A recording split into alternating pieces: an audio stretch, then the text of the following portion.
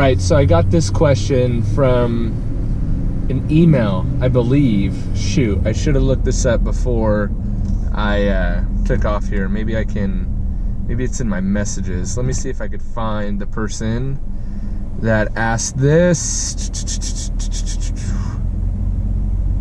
Anyway, okay. Sorry, I don't remember your name because I'm horrible with names.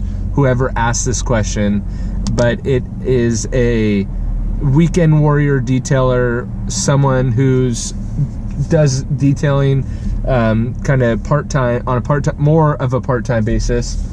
I had a good ad placement right here. You see that back there? The Jimbo kit? Anyway, it's a person who doesn't do it full-time, but that doesn't really matter. Their question was, how do you pick which detailing products to use? And as he was talking, or as he was throughout his message, it was, you know, there's so much marketing hype, there's so much hype around certain products when they just come out, there's so much really BS behind a lot of products, and it just really sucks. And I know I've been putting out some content on you need to be a marketing company first and then a detailing business, and that's the position that a lot of product companies have taken. So obviously Chemical Guys got brought up, and the guy said, you know, I really don't like how Chemical Guys has so many products to choose from, and then it's confusing, and then I feel like I'm getting ripped off. Plus, I don't like that they're a marketing company first.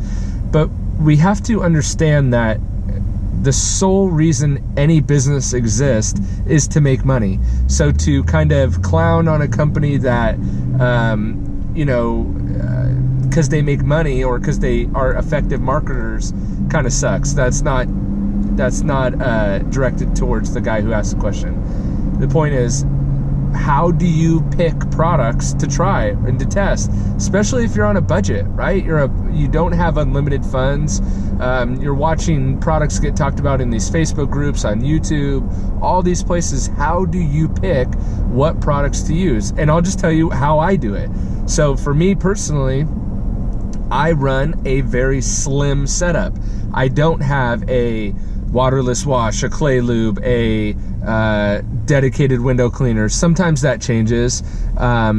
So actually right now I take that back. I do have a dedicated window cleaner, but I definitely don't have a quick detailer, a dedicated quick detailer, a dedicated clay lube, a dedicated, what else would fall in that? Quick wax even. So because my quick wax is my clay lube, is my quick detail spray, is my showroom shine, can even be your window cleaner. And so what I look for is, how can I use, and this is something that I've had fun doing for a long time, is I try to use as few amount of products as possible. So let's run through these products so I could actually give you some good information and not just some theoretical stuff, right? So for example, Mcguire's hyper dressing, right? I have set my own guidelines and requirements that a product must meet for me to even consider it. And I think that's the one of the tips, maybe not the number one tip, but one of the tips is to set guidelines around what you need a product to do for you. Now, the overarching theme is, if you like just buying new product and testing new product, like I kind of do like to do from time to time, do it. Have fun with it, right? Like, that's what's great about this industry, is you could test and try product all day long. This is more geared for the person who doesn't want to do that, just wants products that work, are effective and efficient. So my requirements, one of my requirements, is that the product has to be dilutable. I don't like any ready-to-use products, and the reason for that is I like to use it across multiple uses. So for example, Mcguire's hyper dressing is in the Mcguire's professional line, and the reason why I like it is it could be used straight. So if you like really shiny tires, you can use it straight on tires. If you want it diluted, if you don't like shiny tires, you just like more of the matte finish, you can dilute it down, cut it with water, and use it as more of a matte finish. You could use it on the fender well, or in the fenders. If you dilute it down, you could use it on interiors as a dressing for the dash. door panels, leather seats. So there, you just cut out essentially your tire shine is also your leather cleaner, or excuse me, your leather conditioner, your trim, interior dash and door panel protectant. Also your fender well dressing can be used on running boards and window crowls and stuff like that if they're not too far gone. It will make it slippery, so you got to be careful of that if you're using it on running boards. Gosh, my allergies started to work up. So, and then for a clay lube, quick detail spray, waterless wash, those to me are all the same thing. So whether you're using like American Detailer Garage Wipeout, or you're using ONR, or I mean, I know Chemical Guys isn't a fan favorite in the detailing industry, but I think it's like their Eco Smart waterless car wash or something like that. Eco something. It's green, smells really good. I would buy the concentrate of that. So they make a ready to use 16-ounce bottle, and they make a concentrate gallon. I would buy the gallon. It's a little expensive, but again, you can use 1 ounce of it, or 1.5 ounces. This is what I do with it. I use about 1 ounce, 1 to 2 ounces in a 16-ounce bottle, or double that, 3 to 4 ounces in a 32-ounce bottle. And that is my quick detail spray. That is my waterless wash. That is my quick detail spray, my clay lube. Sometimes it doesn't work super good on windows, but it can work on windows. I will use it on windows if I have a really grimy window. I'll use it for the first pass instead of something like an all-purpose cleaner. What else? So, but that's another reason why I like something like ONR or a rinseless wash, even, because then it's a soap replacement. It's a quick detail spray, all that window cleaner. Some people use ONR for an interior cleaner. It doesn't work well for me as an interior cleaner. That's just my opinion. So I've developed these kind of requirements that a product must hit for me to even consider it, right? Unless a customer asks for it specifically. So I don't typically stock a paste wax, because I found with spray sealants and spray waxes, I could achieve the same level of gloss as a paste wax without all the work. So I don't really, I happen to have a thing of paste wax that I'm testing for a product manufacturer, but I don't normally, that's not something I buy because I don't see the added value of it.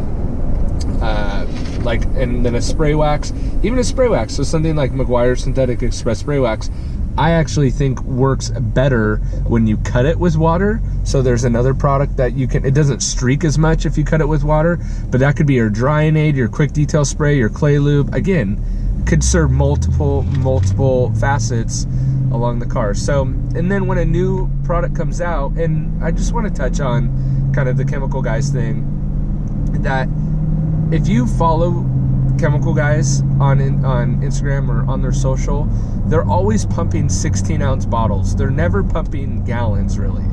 So what does that tell you?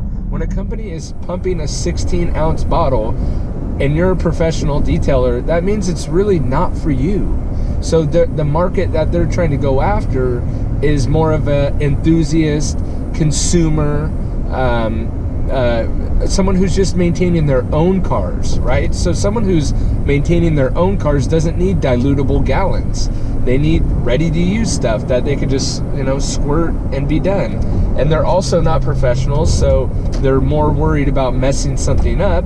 Therefore, they need dedicated products for dedicated things. So they will have an interior dressing protectant instead of buying a gallon of Mcguire's hyper dressing and diluting it down to different ratios depending on what they want. So when you're looking at a company and their products, you have to be a lot more goes into account than simply just the product itself. Who's the target market for their product? What kind of branding and marketing do they do? And do you fit into that demographic? So I think it's funny, a lot of people kind of crap on Chemical Guys, but honestly, you're not even Chemical Guys' target market. And if you're like me as a detailer, you look to save a product cost wherever you can, which helps with when you buy products that can be heavily diluted. And so that's why I go that direction. So if you're totally confused, here's another one though. What do you do when a product like a hydrosilix comes out? And that's where people like myself and other influencers around the space come in handy. So what I would recommend, and one of the reasons why I started the podcast in the first place, was to help cut through the noise, that I would be the guinea pig to test products and then let my audience know if they were worth buying or not. And that's what I've really tried to do, is only bring on people and products that I really like, which is why I have Autofiber, because I'm looking at the microfiber towel landscape, and not only do they have these ridiculous names that make absolutely no sense to what the product is, even my favorite towel, the Dreadnought, no idea where that came from, right?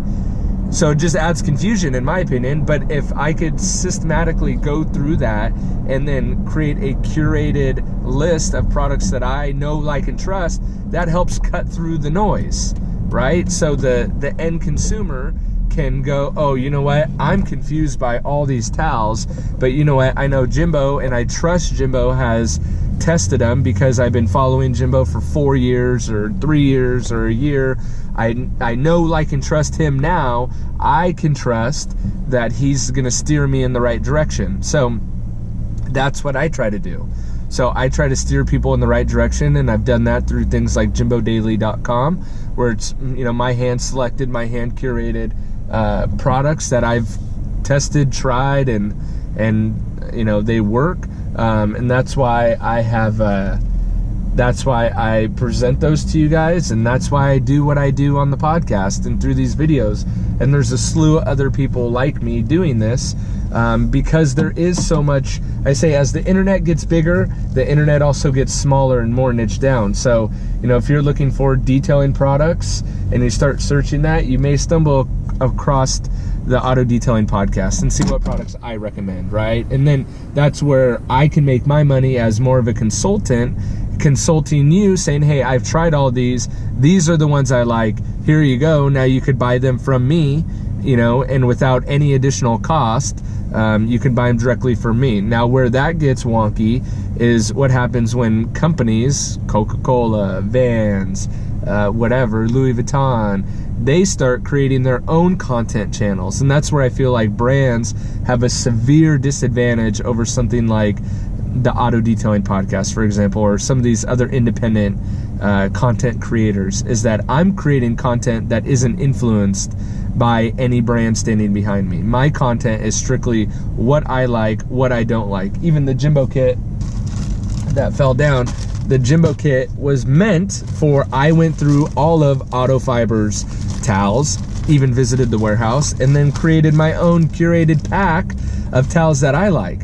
Now, obviously I have a partnership with Autofiber because I really like Ian. I really like what he's doing.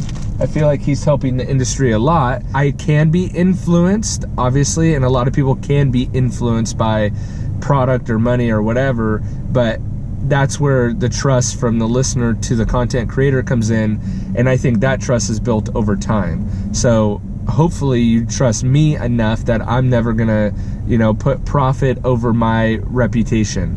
And like I've said it before, my plan is to do this podcast and to do content around the detailing industry for the rest of my life.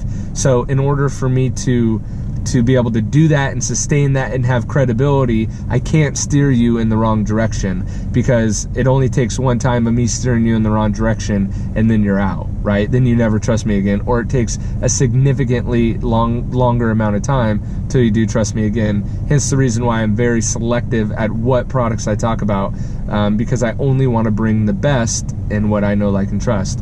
So what I think is getting sticky is that brands are creating content channels, as they should, but they are obviously only talking about their brand, which I would just be leery of. So, and I think a lot of people are. At least that's kind of the feedback I get. Anyway, so how do you pick the products? Find influencers that you know, like, and trust. Follow them for a length of time before you decide to purchase any of their recommendations. Create your own guideline and framework to see if those products fit that. And then at the end of the day, try it. You know, you gotta try products, and that's just how it goes. And you're gonna get ripped off sometimes, but just try a bottle of one thing, or that's what I love about the Jimbo kit. You could try so many different towels for a small amount. If you want to get that Jimbo kit, it's at jimbodaily.com. Look under microfiber towels, the Jimbo kit right there. But you could try, you know, how many different towels do we have in here? 1, 2, 3, 4, 5, 6, 7 with the skinny scrubbers. You could try 7 different products for $60, which is a killer deal. And you're putting some wind in my sails, but you know, where you can't really go that many other places and try that many towels. And I think it's like $120 worth of retail value towels. So you're saving a bunch of money buying it in the kit. That's just one example, but create your framework, follow people that you know, like, and trust for a length of time, see what they're recommending, and then try it. That's the best advice I could give to you. Hope that was valuable. If it was, subscribe to the podcast, subscribe to this YouTube channel, follow along to see what products I like. And if you have any questions or anything like that, guys, I really, really do like reading your messages. I try to respond to every single one of you. And so I hope you have a great day. See you on the next one.